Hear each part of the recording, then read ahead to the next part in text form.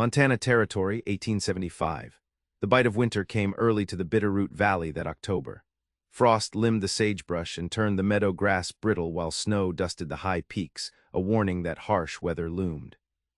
For Finn Blackett, riding fence line, as the daylight waned, had become a desperate race against the advancing storm clouds. At 25, he'd seen enough Montana winters to know when nature was about to unleash its fury. The wind cut through his wool coat as he patted his gelding's neck.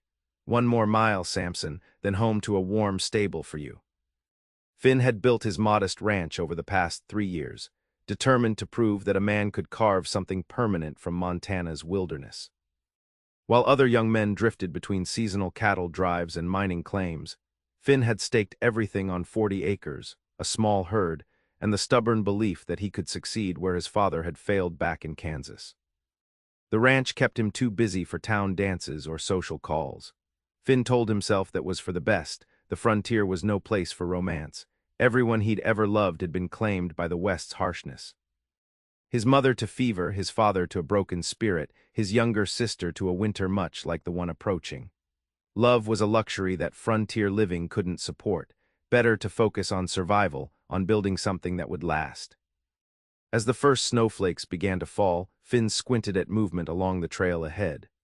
Through the gathering gloom, he could make out what appeared to be a figure huddled beside the path, half hidden among the scrub pine. He approached cautiously, one hand moving to the revolver on his hip. The Montana Territory held dangers beyond just the weather. Outlaws, desperate men, and sometimes unfriendly tribal parties moved through these valleys. What he found instead sent a jolt through him, like touching a lightning-struck tree. A young woman sat hunched against a boulder, arms wrapped tightly around herself, a thin shawl providing pathetically inadequate protection against the plummeting temperature. Her dress, once fine calico in a cheerful blue pattern, was torn and mudded. When she looked up at the sound of his approach, her eyes were the same startling blue as the dress, wide with fear and rimmed red from crying or cold, likely both. "Miss," Finn reined Samson to a halt. "Are you hurt?" She stared at him, her lips trembling too much to form words. Her hair, an unusual shade of deep honey blonde, had mostly escaped its pins, falling in tangled waves past her shoulders. She couldn't have been more than 20 years old. "I'm Finn Blackett, my ranch is just over that rise." He dismounted slowly, keeping his movements deliberate and non-threatening. "This storm's coming in fast. You'll freeze if you stay out here." The young woman attempted to stand but swayed unsteadily. Finn noticed then the crude bandage wrapped around her ankle, stained with blood. "I fell," she managed, her voice cultured with an Eastern accent. "My horse spooked at a rattlesnake," he bolted. Her eyes darted around the darkening landscape. "I've been walking, or trying to, for hours." Finn knelt to examine her ankle, keeping a respectful distance. "May I?" At her nod, he carefully lifted the edge of the bandage, a torn strip from her petticoat, he realized. The wound wasn't deep, but she'd never make it walking on her own, especially not in those impractical Eastern boots. "I'm Julia Vance," she said, chin lifting with a dignity that impressed him despite her desperate circumstances. "I was traveling to Missoula to meet my uncle. Our wagon train stopped for repairs 15 miles back, but I grew impatient and rode ahead." Her voice faltered. "Foolishly, it seems." "Miss Vance, we need to get you somewhere warm. My place is closest." Finn glanced at the darkening sky, snowflakes now falling steadily. "I have to get you on my horse. The temperature's dropping fast." Julia nodded, her earlier fear replaced by the clear-eyed determination of someone who understood their predicament. As Finn helped her onto Samson, he noticed how she bit her lip to keep from crying out when her ankle was jostled. He mounted behind her, one arm carefully supporting her waist as he took the reins. "Hold tight to the saddle horn," he instructed, wrapping his coat around them both. "It's not far, but the wind's picking up." By the time they reached his cabin, the snow was falling in earnest, and Julia was shivering uncontrollably. Finn's throat tightened with worry. He recognized the early signs of exposure. After settling Samson in the stable, he carried Julia into the cabin, her body frighteningly cold against his chest. The cabin was simple but solid, one main room with a stone fireplace, a small kitchen area, a curtained-off sleeping space, and a loft. Finn had built it to withstand Montana's brutal winters, with double-thick walls and a sturdy roof. He placed Julia in the chair nearest the banked fire and quickly built it back up, adding pine logs that caught with a crackling burst of resinous heat. "Miss Vance, you need dry clothes."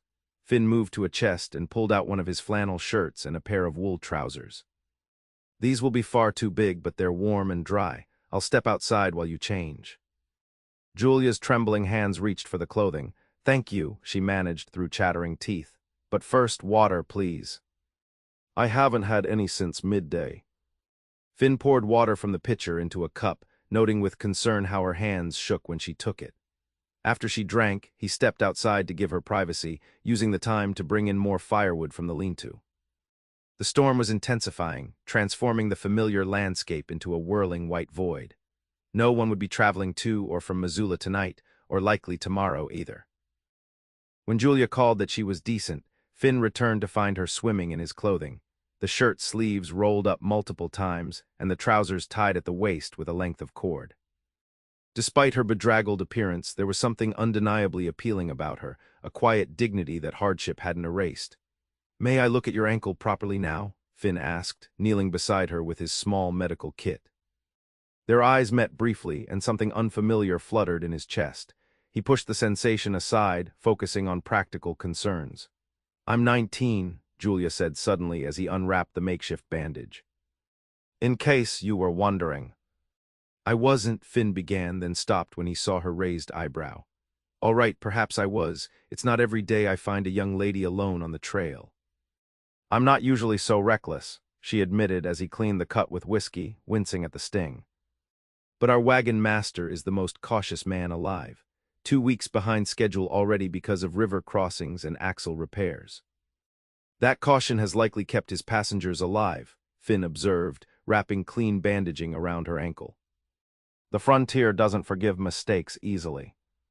"Like riding ahead alone," Julia's smile was self-deprecating. "My uncle warned me about Montana's unpredictability in his letters, but I thought—" She trailed off, looking around the cabin. "Is it just you here?" Finn nodded, moving to the stove to heat soup. "Just me since I claimed this land 3 years back. Neighbors are sparse, closest is the Miller family, 5 miles west." "No wife?" "Family?" Julia asked, then flushed. "Forgive me, that's none of my business." "No wife," Finn confirmed, his back to her as he stirred the soup. "No family either, not anymore. The frontier takes its toll." The straightforward statement hung in the air between them as he ladled soup into a bowl and brought it to her. Julia accepted it gratefully, but her eyes studied him with unsettling perception. "You sound like my uncle in his letters," she said after taking a spoonful. "He writes that Montana builds or breaks a person with little middle ground." "Your uncle sounds wise," Finn replied, taking his own bowl to the small table. "What brings you to Missoula to join him?"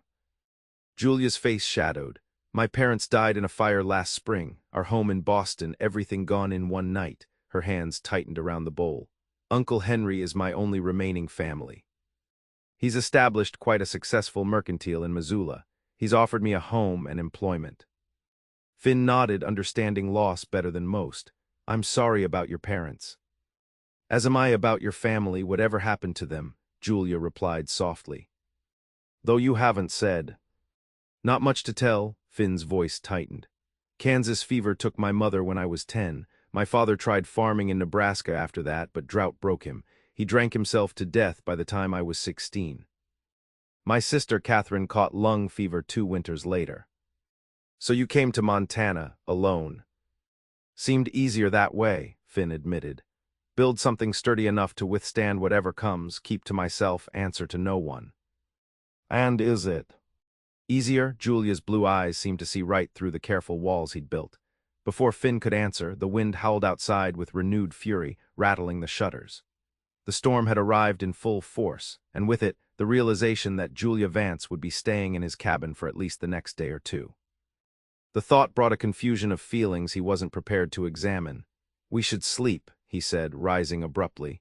"You can take the bed behind that curtain. I'll use my bedroll by the fire." Julia nodded, understanding the conversation had ventured into territory he wasn't comfortable with. "Thank you, Mr. Blackett, for everything." Later, as Finn lay watching the firelight dance across the ceiling beams, He listened to the soft rhythm of Julia's breathing from behind the curtain and wondered why. For the first time in years, his solitary cabin felt less like a refuge and more like a choice he might someday regret. The blizzard raged for 2 days, confining them to the cabin's close quarters. By the morning of the third day, when the sun finally broke through to cast diamond-bright reflections off the snow, Finn realized with unsettling clarity that Julia Vance had somehow bypassed the careful defenses he'd built around himself.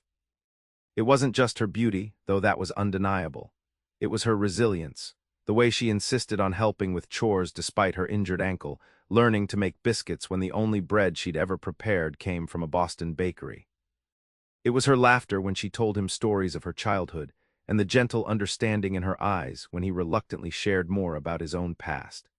Most disturbing of all was how naturally they moved together in the small space, developing rhythms that felt as though they'd been sharing the cabin for years rather than days. The trail to Missoula should be passable by tomorrow, Finn said as they ate breakfast, not meeting her eyes. I can take you as far as Thompson Falls. The stagecoach runs from there. Julia set down her fork, studying his face. You seem eager to be rid of me, Mr. Blackett. Not at all, he replied too quickly, but your uncle will be worried. Yes, he will, Julia agreed, then added softly, though I find myself surprisingly reluctant to leave. The admission hung between them, dangerous as a lit fuse. Finn stood abruptly, carrying his plate to the wash basin. I should check the stock, he said, reaching for his coat. The cabin suddenly felt too small, too intimate. The deer might have come down from the high country after the storm. Good hunting if they have. Outside, the brilliant cold air cleared his head. Finn leaned against the corral fence, watching his breath cloud in the morning light.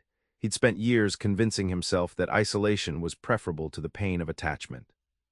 That caring for others on the frontier was a liability, not a strength. Yet 3 days with Julia had shaken those beliefs to their foundations. When he returned to the cabin an hour later, Julia was standing at the small window, gazing out at the snow-covered valley. Sunlight caught in her honey-blonde hair and something twisted painfully in Finn's chest. It's beautiful, she said without turning. Your land, I can see why you chose it. It's harsh country, he replied, hanging his coat by the door. Beautiful, yes, but unforgiving. Julia turned to face him, her expression thoughtful. Perhaps that's what makes it worth fighting for. Before Finn could respond, the distant sound of hoofbeats drew their attention. He moved to the window, squinting at the figures approaching along the trail from the east, 3 riders, moving at a steady pace through the deep snow. Company's rare this time of year, he said, reaching for his rifle out of habit. The riders came into view as they crested the final rise before the cabin, 2 men flanking a third who rode slightly ahead. Something in their deliberate approach sent a warning prickle down Finn's spine. Stay inside, he told Julia, moving to the door. Who are they? She asked, limping to the window. Don't know yet, Finn replied, though an uneasy feeling suggested he might. He stepped onto the porch as the riders approached the yard, keeping his rifle visible but not aimed. The lead rider was a tall man in a black coat, his face half hidden beneath a wide-brimmed hat crusted with snow. As he drew closer, he raised his head, and recognition hit Finn like a physical blow. Hello, Blackett, the man called, his voice carrying across the yard with the same cold confidence Finn remembered. Been a while. Wade Carver, Finn kept his voice level, though his pulse quickened. 5 years, give or take. Wade smiled, the expression never reaching his eyes. Good memory, these are my associates Parker and Miller. The other riders nodded, their hands conspicuously near their holstered pistols. What brings you to my property, Carver? Finn asked, though dread was already building. Wade Carver had been the ramrod for the /J outfit when Finn had briefly worked there upon first arriving in Montana. The man's reputation for brutality had only grown in the years since. Heard you might be providing shelter to a young lady, Wade replied, his gaze moving to the cabin window where Julia stood watching. We've been tracking her since she left her wagon train. Thought we might offer our assistance in getting her to Missoula. The casual words carried an undercurrent of menace that made Finn's grip tighten on his rifle. Miss Vance was injured. I found her during the storm and offered shelter. She doesn't need your assistance. Wade dismounted slowly, one hand resting on his pistol grip. His companions remained mounted, their positions giving them clear firing lines at Finn. "Thing is, Blackett, the lady's uncle has something we want." Wade's smile widened. "Henry Vance has been causing problems for some business associates of mine, refusing to stock certain goods, warning folks off certain investments. Having his niece as our guest might make him more cooperative." Inside the cabin, Julia had gone pale, her hand pressed against the window glass. "You're talking about kidnapping," Finn said flatly. "That's not happening on my land, Carver." "Still trying to play the hero?" Wade's voice hardened. "I remember you in '70, all high and mighty, quitting the /J because you didn't approve of our methods. Look where it got you, a dirt patch in a falling-down cabin, all alone in the wilderness." "Finn didn't move. You're not taking her." Wade sighed theatrically. "I was hoping we could handle this reasonably." 3 against 1 are poor odds, Blackett, especially when the one has something to lose." His gaze flicked meaningfully toward the cabin. "The lady comes with us, you keep breathing." Simple arithmetic. The standoff stretched between them, taut as a drawn bowstring. Finn knew Wade was right about the odds. Even if he managed to take down Carver, the other two would almost certainly get him. But the thought of handing Julia over to these men made his blood run cold. "Miss Vance stays here," Finn said evenly, "and you boys get back on your horses and ride out." Wade's hand moved toward his pistol. Wrong answer. What happened next unfolded with the terrible clarity that comes in moments of extreme danger. As Wade began to draw, a shot rang out, but not from Finn's rifle. The cabin window shattered, and Wade Carver stumbled backward, clutching his shoulder. Julia stood in the broken window frame, Finn's old Colt revolver clutched in her steady hands. In the moment of shocked confusion, Finn raised his rifle and fired at the rider to his left. The man tumbled from his saddle with a startled cry. The third man wheeled his horse around, spurring it to a panicked gallop away from the cabin. Wade Carver had regained his feet, blood seeping between the fingers pressed to his shoulder. His eyes burned with hatred as he backed toward his horse. "This isn't over, Blackett," he spat. "Not by a long shot." "It is for today," Finn replied, keeping his rifle trained on the man. "Ride out before I decide to finish what the lady started." Moments later, Wade and his surviving companion disappeared over the rise, leaving behind a churned expanse of bloody snow and a silence that rang in Finn's ears like the aftermath of a thunderclap. He turned to find Julia standing in the doorway, the revolver now hanging at her side. Her face was pale but composed, her eyes clear and focused. "Are you all right?" they asked in unison, then shared a breathless, disbelieving laugh that held equal parts relief and lingering fear.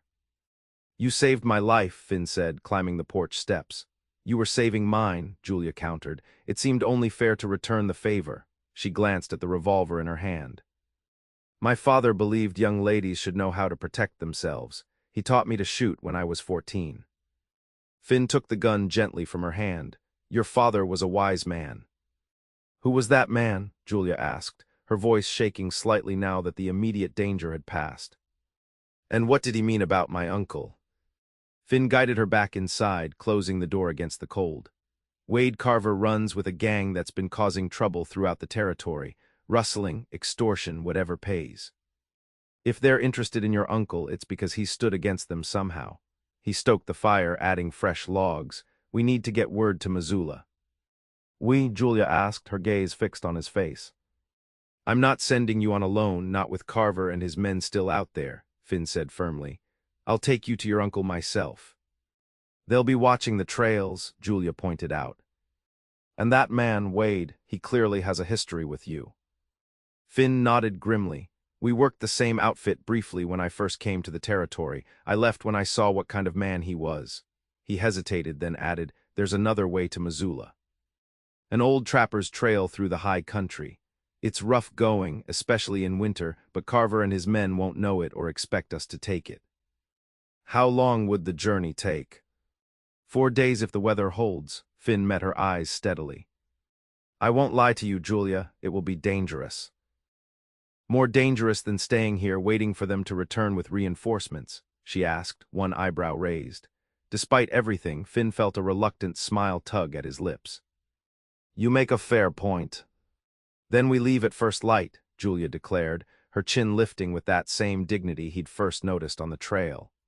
I refuse to be used as leverage against my uncle or to put you in further danger on my account." As they prepared for the journey, gathering supplies and planning their route, Finn found himself watching Julia with a growing sense of wonder. She approached each task with practical determination, asking intelligent questions and offering suggestions that revealed a quick mind behind her refined exterior. By nightfall, they were ready, provisions packed, extra ammunition secured, warm clothing laid out for the dawn departure. The practicalities had kept them busy enough to avoid discussing the deeper implications of what had happened. That Julia had shot a man to protect Finn, that Finn was about to abandon his ranch in the dead of winter to ensure her safety, that something profound had shifted between them in the moment bullets flew.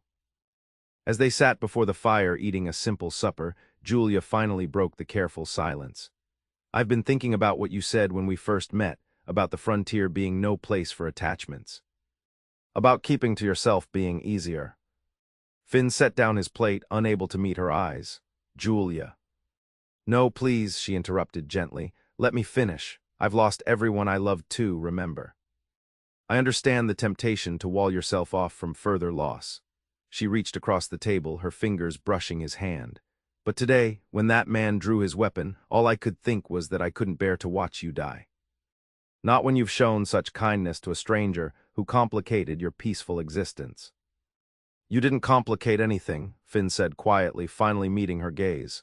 "You just illuminated what was already missing." The admission cost him something to voice aloud, the careful edifice of self-sufficiency he'd constructed over years of solitude. Yet as soon as the words left his lips, he knew their truth. "We should sleep," Julia said after a moment, her cheeks flushed. "Tomorrow will be challenging enough." Finn nodded, though sleep seemed an impossible prospect with his thoughts in such turmoil. As Julia retired behind the curtain, he remained by the fire, watching the flames dance and contemplating how thoroughly his ordered existence had been upended in less than a week. Outside, the wind picked up again, swirling snow against the window panes. Somewhere in that darkness, Wade Carver was nursing both a bullet wound and a grudge. The journey ahead would test them both. Yet for the first time in years, Finn felt something beyond the grim determination that had carried him through each solitary day, something that felt dangerously like hope. Dawn broke clear and cold, the thermometer outside the cabin window reading 15 degrees below zero. They set out as the first light touched the eastern peaks, following a half-hidden trail that wound up through stands of lodgepole pine toward the high country. Julia rode Samson, while Finn led a sturdy pack mule carrying their supplies. He walked ahead, breaking trail through snow that sometimes reached his thighs in the deeper drifts. By midday, they had climbed above the tree line into a stark landscape of wind-scoured rock and ice. "We'll make camp in that protected draw," Finn called over the wind, pointing to a depression ahead where stunted pines provided some shelter. "The worst of the pass comes tomorrow." As he helped Julia dismount, he noticed her wince. Despite her protests that she was fine, her injured ankle had clearly suffered from the hours in the saddle. The knowledge that he was asking her to endure this punishing journey twisted like a knife in his gut. "We can turn back," he offered as he helped her toward the shelter of the trees. "Find another way." Julia shook her head firmly. "No, this is the safest route, you said so yourself." "I can manage." Finn's admiration for her grew as he watched her methodically help with the camp preparations, refusing to be coddled despite her obvious discomfort. By the time they had a small fire going and coffee boiling in the battered pot, the sun was already dipping behind the western peaks. "Tell me about your ranch," Julia said as they huddled near the fire, wrapped in blankets against the deepening cold. "What made you choose that particular valley?" Finn smiled, remembering the spring day he'd first ridden into the Bitterroot. "The light," he said simply, "the way it fell across the meadow grass, reminded me of a place my mother used to take us when I was very young." He poked at the fire with a stick. "Foolish reason to stake a claim, I suppose." "Not foolish at all," Julia replied softly. "Beauty matters, perhaps even more in harsh places." They talked long into the evening, sharing stories and dreams with a freedom that distance from the cabin somehow facilitated. Julia spoke of Boston, of her parents' lively literary salon, of her own hopes to establish a school in Missoula someday. Finn described his plans for expanding the ranch, breeding stronger cattle that could withstand Montana's brutal winters. "Would you really want to stay in Montana?" Finn asked when Julia mentioned the school again. "After everything that's happened." Julia gazed into the fire, considering the question. "Before I left Boston, I thought coming west was merely necessity, the only option left to me. But now," she looked up at the vast sweep of stars overhead, "there's a freedom here I never knew in the East. A sense that one can build something true, without the weight of convention and expectation." "It's a hard life," Finn warned, "especially for a woman alone." "Who said anything about being alone?" Julia replied, her eyes meeting his across the firelight. The moment stretched between them, full of unspoken possibility. Then Julia yawned, breaking the spell, and Finn insisted she take the first rest while he kept watch. Though they had seen no sign of pursuit, he wouldn't risk being caught unprepared again. As Julia settled into her bedroll, Finn remained by the fire, rifle across his knees, contemplating how completely his understanding of his own life had shifted in the space of a week. The solitude he'd once prized now seemed hollow compared to the simple pleasure of shared conversation and common purpose. The next 2 days brought the most grueling travel Finn had ever experienced. The high pass was treacherous with ice and exposed to bitter winds that cut through their heaviest clothing. More than once, they were forced to dismount and lead the animals along narrow ledges where a single misstep would mean certain death. Through it all, Julia maintained a quiet determination that both impressed and worried Finn. She never complained, even when exhaustion etched lines around her eyes and her injured ankle clearly throbbed with each step. By the third night, as they made camp in a protected canyon on the western slope, Finn could see that she was reaching the limits of her endurance. "One more day," he promised as he helped her to sit beside the fire. "The worst is behind us now." Julia nodded tiredly, her normally animated face drawn with fatigue. "I'll be fine," she insisted, though her voice wavered. "Just need a moment to rest." When she slumped against him a few minutes later, having fallen asleep mid-sentence, Finn carefully wrapped his coat around her and let her rest against his shoulder.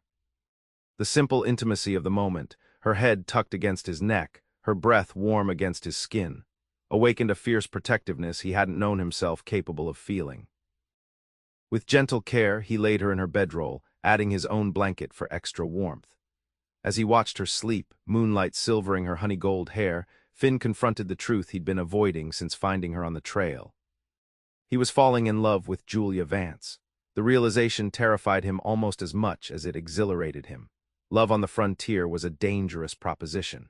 He'd seen too many women broken by the hardship and isolation, too many men driven to desperate measures when they couldn't provide for their families.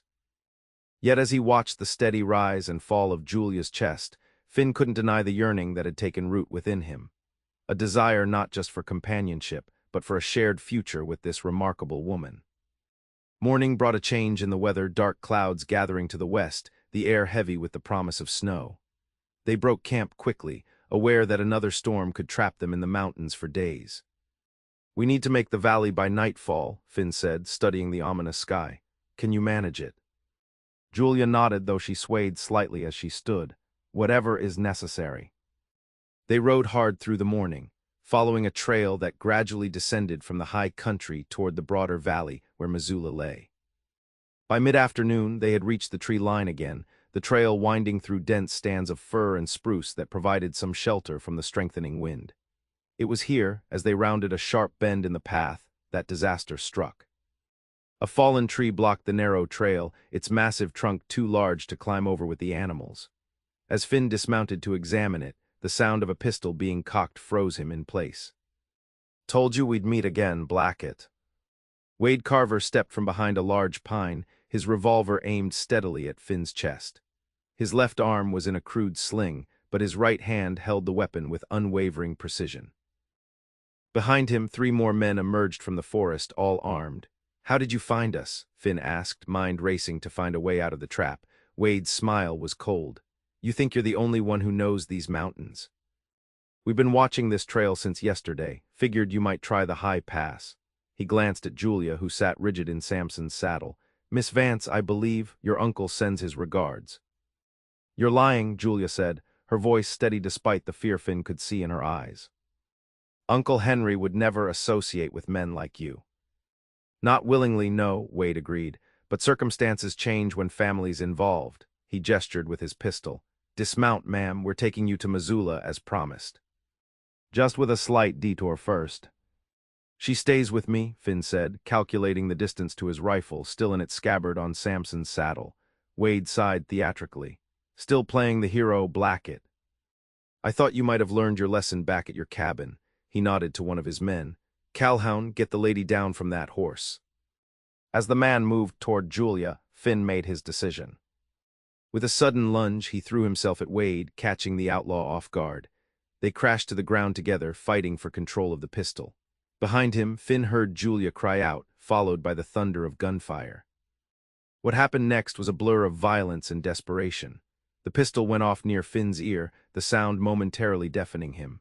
Wade's weight suddenly went slack, and Finn realized the bullet had struck the outlaw in the chest. Rolling away, Finn grabbed the fallen pistol and fired at the nearest of Wade's men, catching him in the shoulder. The remaining two outlaws returned fire, forcing Finn to dive behind the fallen tree. Through the ringing in his ears, he heard Julia scream his name, followed by more gunshots. Terror lanced through him at the thought that she might be hurt, or worse. Risking exposure, Finn peered over the log to see Julia clutching his rifle, firing with surprising accuracy at the outlaws who had taken cover among the trees. As he watched, one of the men broke from cover, running for his horse. Julia's next shot caught him in the leg, sending him sprawling in the snow. The final outlaw, seeing his companions fallen, threw down his weapon. "Don't shoot, I surrender." The sudden silence was deafening. Finn scrambled to his feet, rushing to Julia's side. She lowered the rifle, her face ashen but composed. "Are you hurt?" he demanded, hands moving over her arms and shoulders, searching for injuries. "I'm fine," she assured him, though her voice trembled. "When that man tried to pull me from the saddle, I remembered your rifle and just reacted." Finn turned to see Wade Carver lying motionless in the bloodied snow, his open eyes staring sightlessly at the gathering storm clouds. The remaining outlaw stood with his hands raised, while the man Julia had shot in the leg writhed in pain nearby. "What do we do with them?" Julia asked softly. Finn considered their options. They couldn't leave the injured men to die in the approaching storm, but taking them along would slow their journey significantly. "We bind their wounds and their hands," he decided. "Take them to the marshal in Missoula." He looked at Julia, concern furrowing his brow. "This will delay us, possibly force us to weather the storm before reaching town." "There's a line cabin about 2 miles downtrail," the uninjured outlaw offered unexpectedly. "Trappers use it in winter, stocked with firewood usually." Finn nodded curtly. "We'll head there, but one wrong move and I finish what we started here. Understood?" The man nodded, his face pale with fear. The next hours were a grim struggle against the deteriorating weather. Finn bound the wounded outlaw's leg and secured both men to their horses before helping Julia mount Samson again. As they set off down the trail, the first heavy snowflakes began to fall. The line cabin proved to be real rather than a desperate lie, a crude but solid structure tucked into a protected ravine.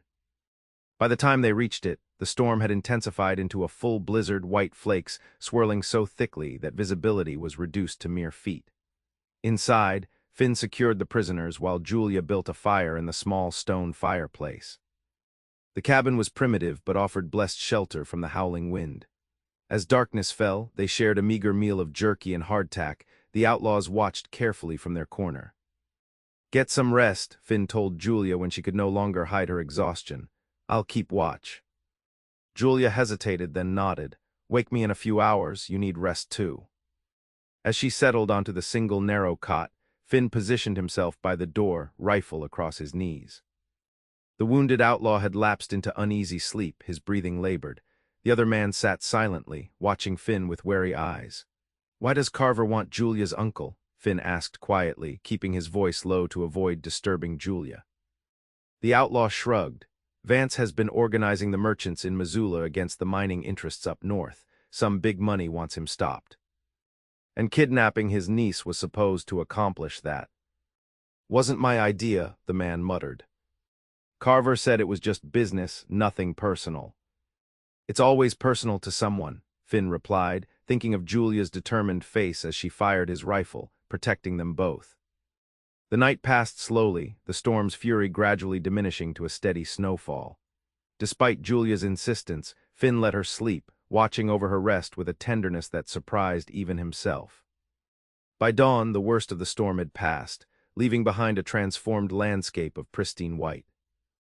They reached Missoula late the next afternoon, the town's buildings appearing through the trees like a mirage after their ordeal. The marshal's office was their first stop, where Finn delivered the prisoners and gave a detailed account of Wade Carver's attack and subsequent death. "Been after that gang for months," the marshal said, shaking Finn's hand. "You two did us all a service." Their next stop was Henry Vance's Mercantile, a substantial two-story building on Missoula's main street. As they tied their horses at the hitching rail, Finn suddenly felt a strange reluctance. Their journey was ending, and with it, the strange, intense connection forged through shared danger and close quarters. "Will you come in?" Julia asked, sensing his hesitation. "My uncle will want to thank you properly." "Of course," Finn replied, though his heart was heavy with unspoken words. Henry Vance proved to be a tall, distinguished man in his 50s, with the same striking blue eyes as his niece.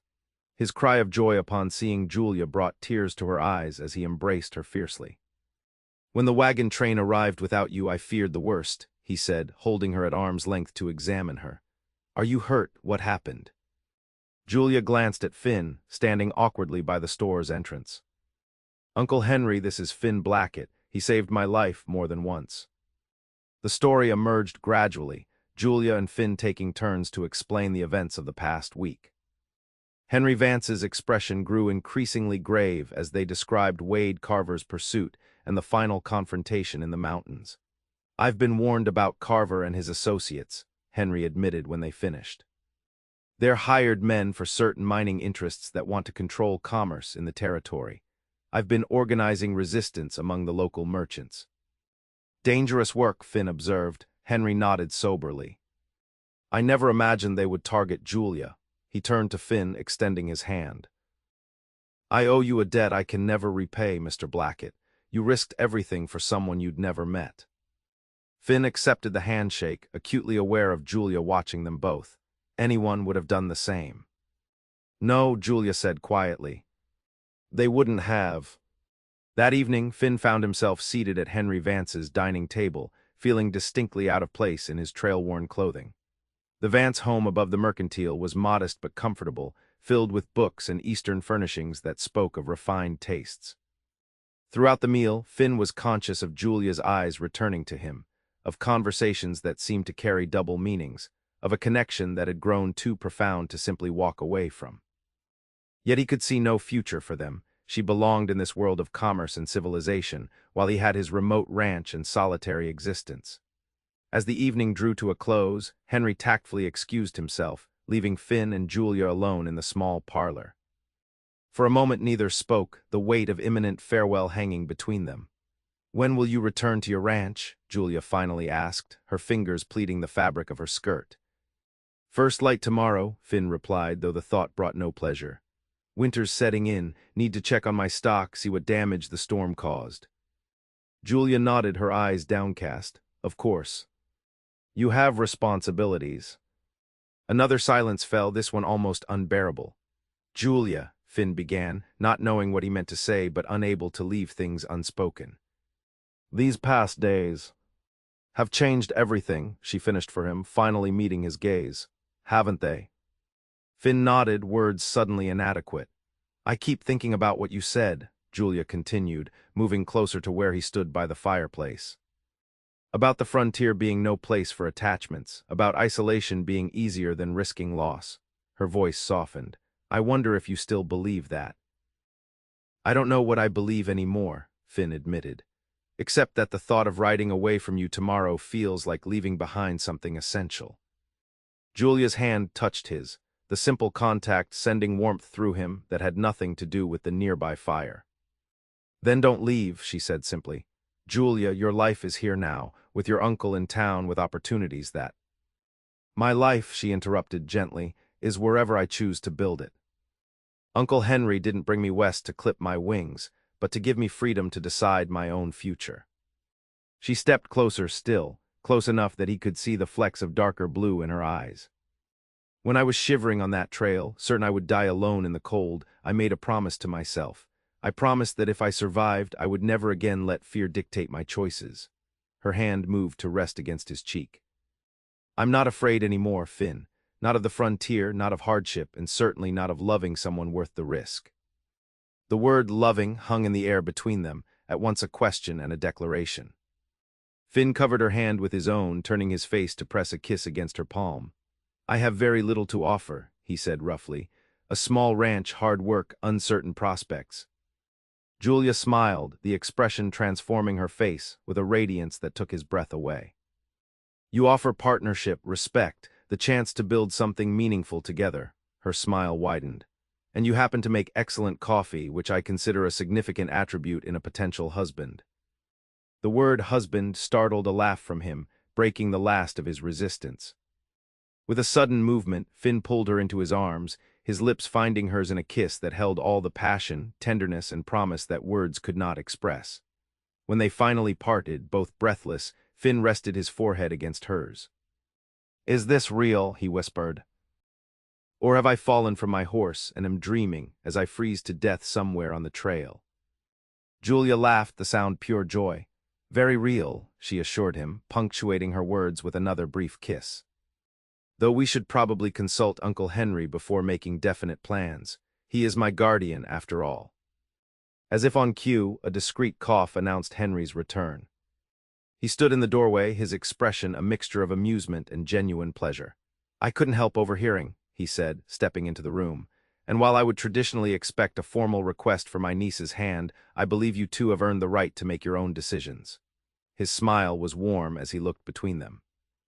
Though I hope you'll consider waiting until spring for the wedding. Montana winters are hardly conducive to celebrations.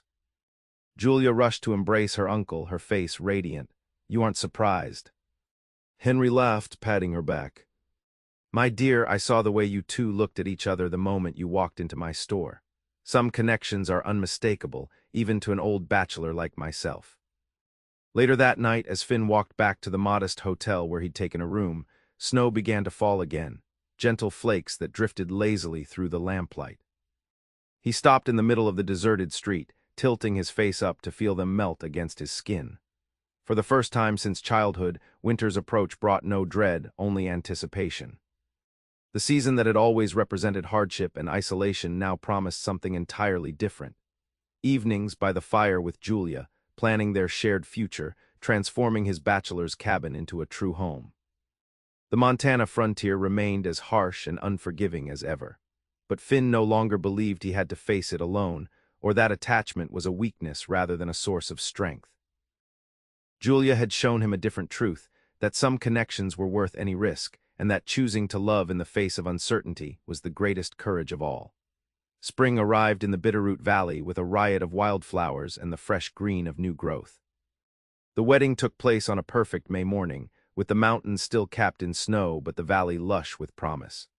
Henry Vance had insisted on hosting the celebration at Finn's ranch, now Finn and Julia's ranch, bringing half of Missoula's population with him. The cabin had been expanded over the winter months, with a proper bedroom added and the main room enlarged to accommodate a family someday. As Finn watched Julia walk toward him in her simple white dress, her honey-gold hair crowned with spring blossoms, he remembered that frozen evening 6 months ago when he'd found her shivering on the trail. How close he'd come to riding past, to maintaining the solitary existence he'd convinced himself was safer than risking his heart. The minister's words washed over him as he took Julia's hands in his, but it was her whispered aside that he would remember forever. I was lost when you found me, she murmured, her eyes shining with tears and joy, and now I'm finally home. As they sealed their vows with a kiss, cheers erupting around them, Finn knew with absolute certainty that he had found far more than a wife that winter day. He had found his future, his purpose, his heart's true path. In choosing Julia, in choosing love despite all the frontier's harshness, he had finally discovered what it meant to be truly unafraid.